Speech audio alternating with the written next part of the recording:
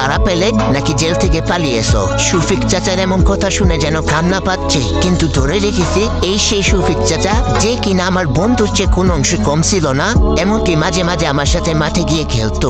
আমার একটু শরীর খারাপ হলে নিচে অফিস না গিয়ে আমার সাথে থাকতো। সবসময় নিজের আপন ছেলের মতো ভালোবাসতো।